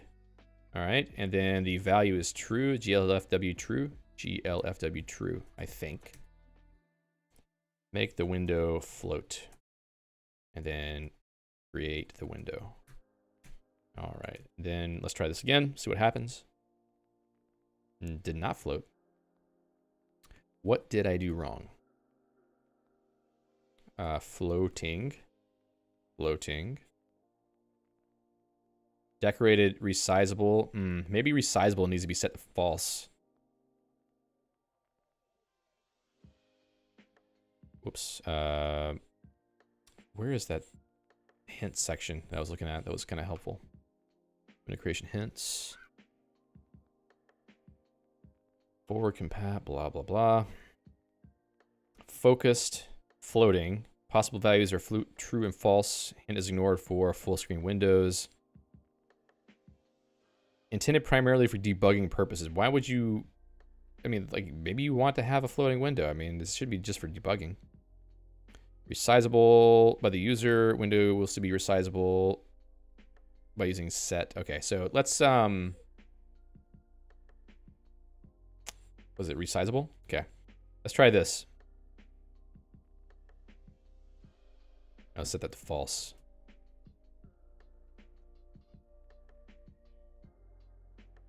Okay. So the interesting thing here is that I'm seeing something similar to what I saw before with SDL, where even though I'm telling it I want a window of a specific size, for some reason, it still gives me a window of a different size. So 1320 by 960, and then for some reason the window size changes to 1320 by 1298. And I don't know if EXWM is doing that or what. It's not terrible though. I mean, I don't really care too much, but it's annoying for me. I imagine that if you're using a normal window manager, not something like EXWM, is going to show up the right size. But at least for me, it does not show up the right size. And let's double check that I'm actually trying to set it to the size I want, 1280 by 720. Okay. All right. So I don't care too much about that. At least as far as I'm concerned, you know, it's been a pretty successful stream getting this stuff working. So the last thing we can do is just delete the SDL2 code and dependencies. So we can go back into lib.c, and we'll leave that show preview window function there, and we can get rid of a lot of this other stuff, which is going to be nice. It'd be nice if we could quickly implement some way to save the image out, but I don't think that we're going to have the ability to do that without some kind of extra library. But something I think we could do soon, which would be great. Is there anything else I need to save from this? Yeah, the scene flipping stuff is kind of necessary. So let me add some notes to the new loop. Let's see, where was it? It's right here. Should I add scene flipping back here?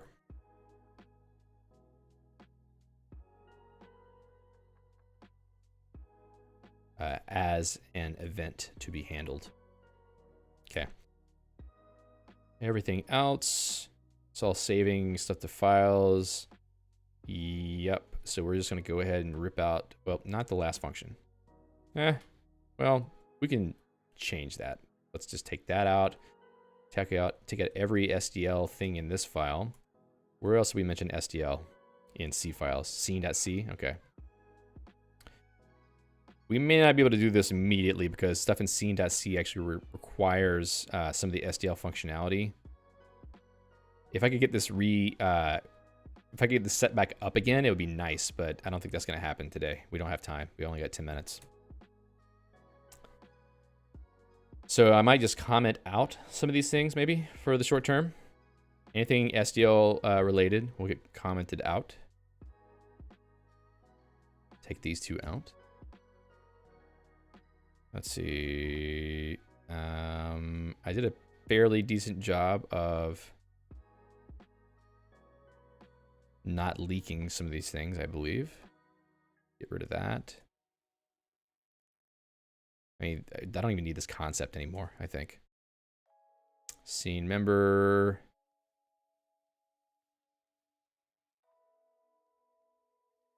Okay, render filled circle. I think that's good. SDL. Flux.h, get rid of that. I think I do use some of their ugly type stuff.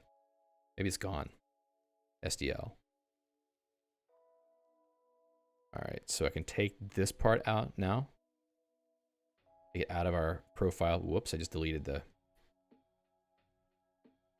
final lines. Okay, and then SDL. What else we got? Init SDL. Yeah, I don't care about the scheme code. We need to get that out of here too at some point. Render scene. Let's get rid of that. I think that function is gone now. Actually, that's probably a mistake.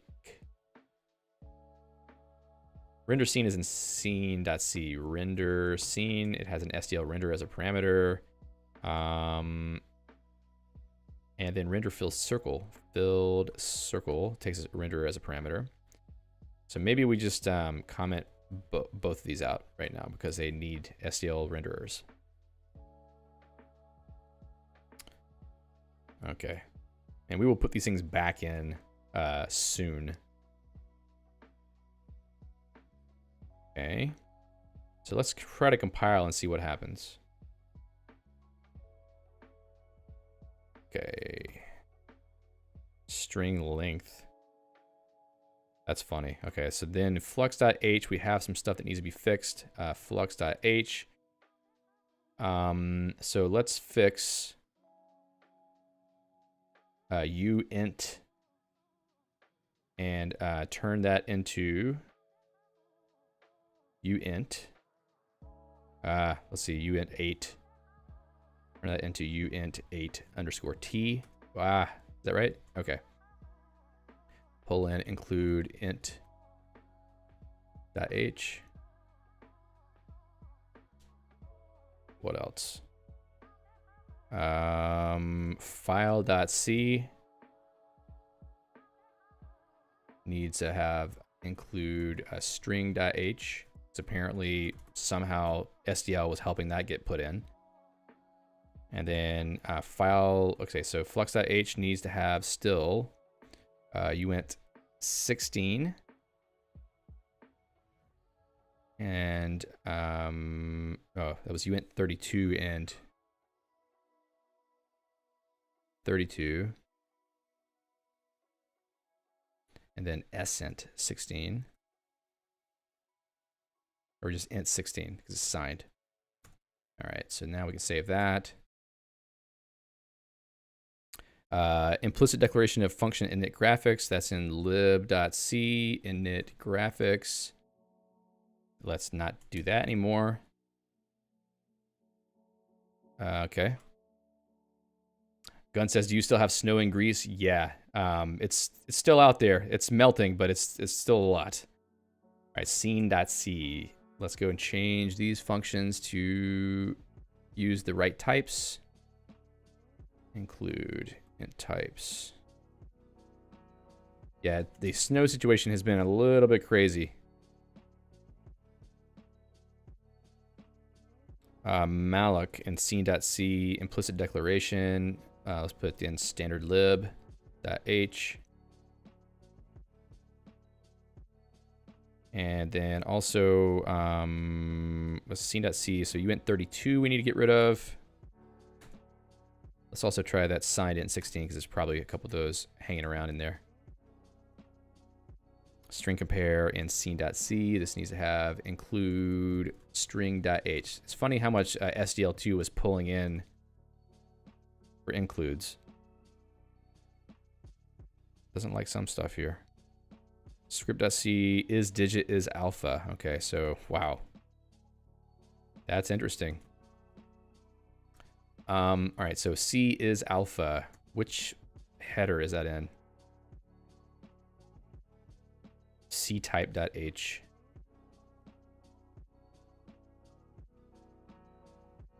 Okay. Hopefully this is going to be done soon. Exit in flux.h. We need standard lib maybe. No. Mem copy? Okay, mem copy. In vector.c.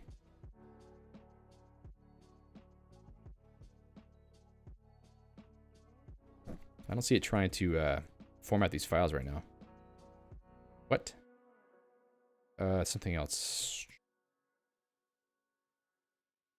Script.c. Mem copy is coming from what header? Gun says, think about a catch-all header file that includes a whole bunch. Yeah, I mean, I'm sort of getting there with flux.h. C mem copy? Was it mem copy or mem set? Mem copy. What header is that in? Header. Include. Standard IO. Oh, okay. That's not right. Should be there, right? Implicit declaration of mem copy in vector.c. Come on now. C mem copy header.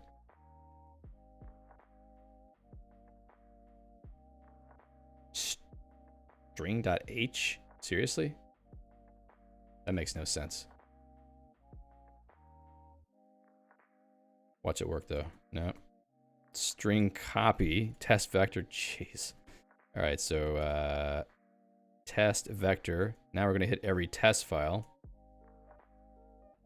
Okay, cool. So we did get the program running again without the SDL2 dependency. And let's go into our CMake files and take out all the SDL2 related stuff. Include directories, lib, source. Interesting. I haven't had to do that for anything else. SDL2, graphics, image. Let's just delete those. And then is there anything else inside the CMake files for these? No. Source, CMake list, nope. Okay, so maybe if I go back into the vterm. Do I have one? No. Okay, so let's bootstrap here. Yeah, I need to do geeks shell manifest.sem. Let's do that pure, actually. Okay, bootstrap. Now let's make sure that we can build the project. We do have some error messages a little bit. Ooh.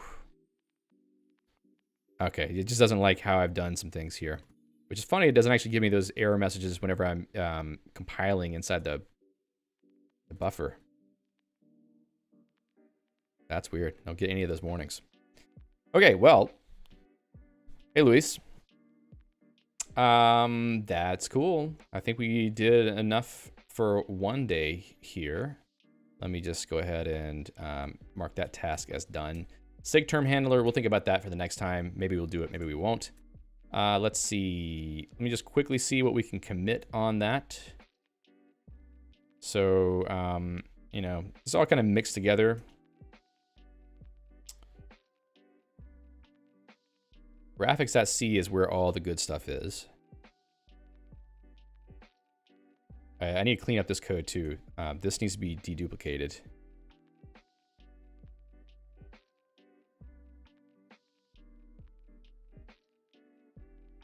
So I'll do that maybe off the stream, I guess.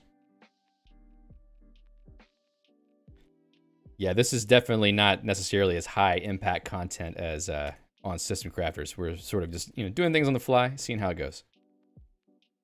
Okay, so all this is conversion stuff. Let's just put it all together in the same commit. I don't want to have to like pick this out. I don't have time for that. All right, so just taking a quick look to make sure there's nothing else like hanging around that I don't want in these files.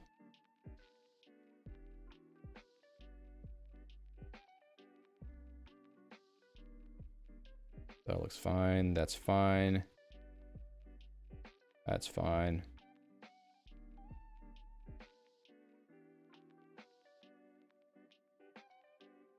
All that's necessary.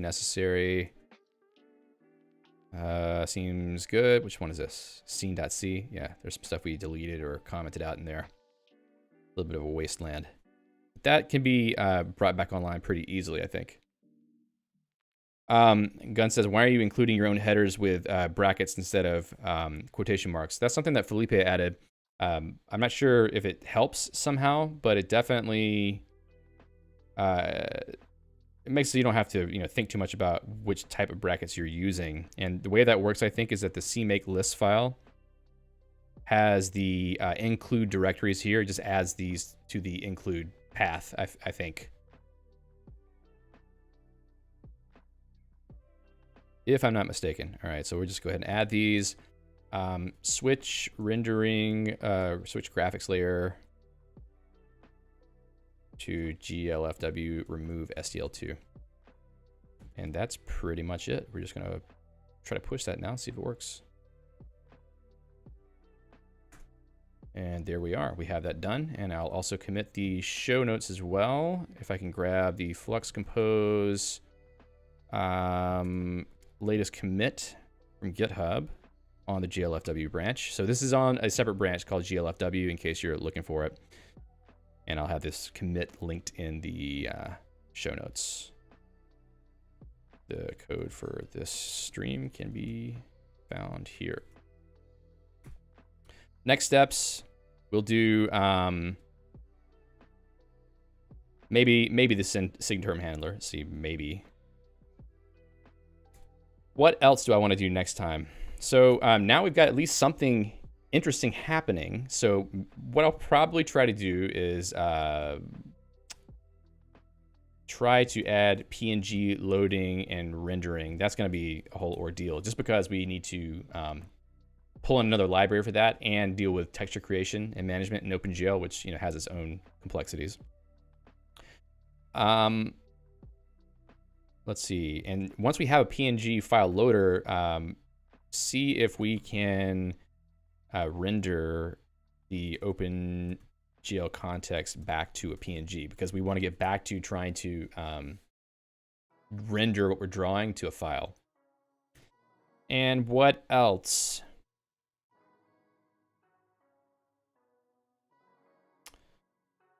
Yeah, I think that's a good starting point for now, but I'll think of some more things to add before the next stream on Thursday. So let's just commit this stuff up here.